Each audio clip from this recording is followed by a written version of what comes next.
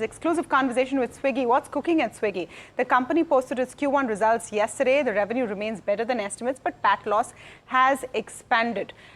So before we talk to the management, let me go across to Mahima to set the context. Right. So, Tamanna, as you rightly mentioned, revenue was way better than what was expected by the street, but losses have widened in quick commerce, and this is both sequentially as well as year on year. In terms of food delivery, the growth has been better than Zomato, but overall gross order value and monthly transacting users growth has also been strong. Dark store additions have now peaked, is something that the management has guided for. In terms of the overall numbers, revenue saw an uptick of around 54% year on year, EBITDA loss at 954 crores and net loss at 1197 odd crores. In terms of segmental performance, food delivery saw a growth of around 18% YOY, quick commerce saw a growth of 114% YOY, and supply chain and distribution grew around 75% YOY. In terms of the key con call takeaways, they said that they'll expand dark store now on need and demand basis. Competition is at elevated level. They've acknowledged that. The take rates will improve going forward is what they've said, and they would want to expand into affordability and faster delivery is what they're saying when it comes to the food delivery segment. Lastly, Bolt contributed around 10 to 12% of the total revenue. So this is the entire view of how Q1 panned out for Swiggy, and it'll be interesting to watch out for as to how management sees the profitability path going ahead, as well as how they're seeing competition as well. Okay. All right. Rohit Kapoor, CEO of Swiggy Food Marketplace, with us on the show this morning. So is Rahul Bothra, CFO of Swiggy. Welcome to both of you. Rohit and Rahul, great to have you on the show. I'm actually going to start the question with Rahul first, which says big boost in revenues, Rahul. What segments were firing? Overall, our platform GOV on the B2C businesses grew by 45% on a year-on-year basis, led by the quick commerce business, which grew 108%, and the food delivery business also accelerated its growth to close to 19% on a yearly basis. So these two contributed to, and our dining out business again grew handsomely at 61%. So pretty strong performance on a top line basis, overall growth. Rahul, let me do a follow-up on that. At the same time, your losses have widened. Is this due to investments in quick commerce? Because losses in your EBITDA level and on net level have doubled. So overall, if you look at on a percentage basis, we actually improved our contribution margin on the B2C businesses by around 12 basis points. At the same time, our absolute EBITDA investment in the quick commerce business was higher. This was largely led by our marketing investments in the new user growth side. If you look at from our contribution margin trajectory, we actually improved our margins by 100 basis points in the previous quarter. We have also given a guidance that we will get to contribution margin positive in the quick commerce business over the next 2 to 4 quarters. So we have started that journey. And overall, what is the target for turning EBITDA positive? Does it remain at first quarter of FY27? Yeah. So specifically on the EBITDA for the corporate side, while on the food delivery business, we have given the guidance that, over the medium term, you should expect a 5% positive, on the gross order value. On the quick commerce side, we want to make certain calibrated investments. So the guidance currently is only on the contribution margin line. We do not want to right now box ourselves on the EBITDA side, considering that the category itself is seeing pretty heightened levels of growth, as well as new players coming in and marketing investments that need to be supported to make up and to support the 100% plus growth that we are seeing. So we want to make keep ourselves the flexibility to be able to continue to invest for growth in this segment. Another thing that was mentioned on the call, Rahul, and my question to you again, why are you going for larger stores, dark stores, versus a more number of dark stores? What is the strategy there? See, if you look at our overall strategy, it was two-pronged. One was our, average size of the store used to be, 3,000 square feet, which we have over time increased it to like roughly 4,000 square feet. That gives us the flexibility to have a lot more SKUs and selection for our customers and increase the overall assortment. So that's on the one axis. The other axis that we have, expanded our network is on the mega store side, where we have, larger stores of 8 to 10,000 square feet that can potentially house up to 40 to 50,000, SKUs. So it's a combination of the larger, dark store as well as the mega stores. Our ability to service our consumers with a wider selection at faster speed has, immensely gone up. So if you look at the overall network, we are currently at around 4.3 million square feet of overall, coverage in terms of our dark stores across 130 cities. And we feel pretty good about our ability to service the incoming demand as well as continue to grow from here. Rahul, should I interpret that as slowing down on adding dark store capacity? No, we will continue to expand, but this expansion will be more growth-led versus us, wanting to enter, say, newer hyperlocal areas. As I said, 130 cities. We will add a few more cities depending on the performance of some of these, tier 2 and tier 3 towns that we are entering. So the expansion journey has not stopped. At the same time, it will be calibrated from here on because a lot of these are underutilized. A lot of them are, less than 6 months old.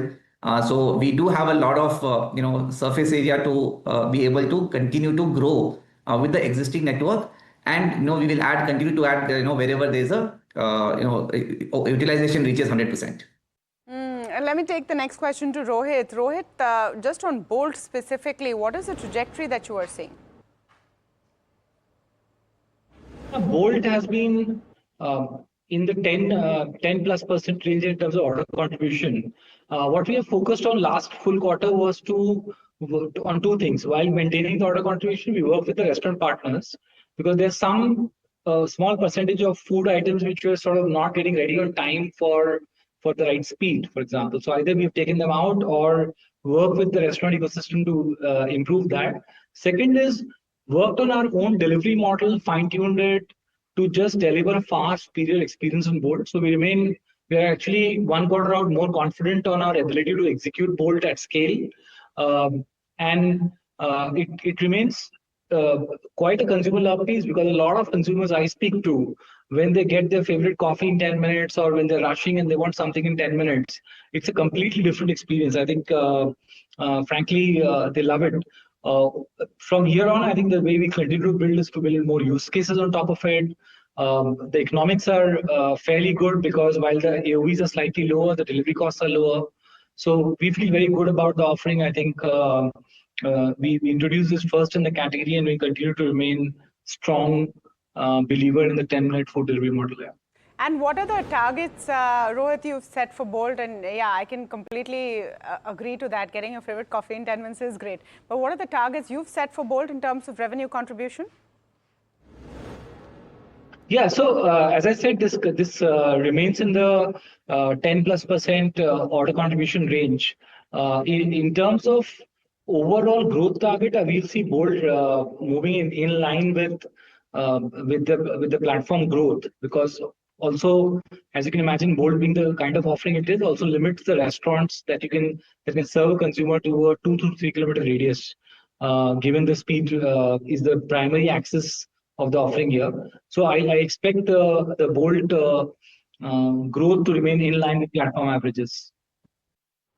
Rahul, my question to you on the competition in this space. You have an Amazon coming in now, more and more players coming in, and that's something that weighs on investors' minds, that even though Swiggy has the first mover advantage in some segments, in quick commerce, the competition is really heating up.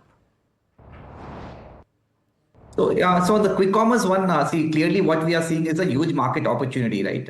So there are established entrenched players who are offering this 10-minute delivery version, and then there are also players who are also wanting to play the quick commerce game.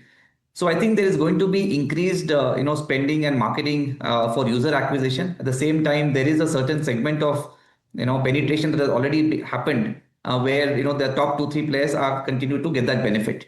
So we will see increased interest from various players, and we are seeing that in the market.